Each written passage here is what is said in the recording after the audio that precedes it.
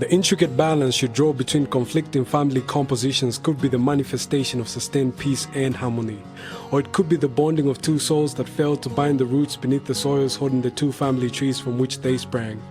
Family is about shared experience, understanding, mutual connection into the building blocks on which we orchestrate memories and perceptions of the world around us for the young who look up to us as they grab hold of our hands.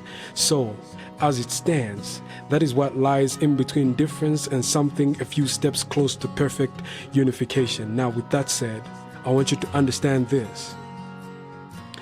I come from an experience of life that is different from yours. I was born and raised in ways unfamiliar to yours. The branches of my family tree are of a design you've never grown into. I'm a small town kid and my upbringing has grown roots into the soils of my needs. I grew up on a hot perched ground. I sprout from an ordinary average family who are so traditional, conventional and wear orthodoxy like a madman's rags, but I love them entirely.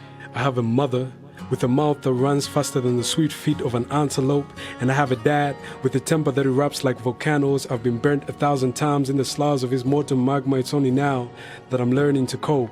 My folks have never sat behind desks to learn from the feet of academic masters.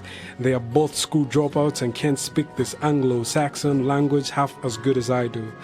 Dad is just a plain and predictable man who's worked his way through life and our survival with pennies in his pockets, carrying us from one point to the next, and yet has never once built us a home on stars.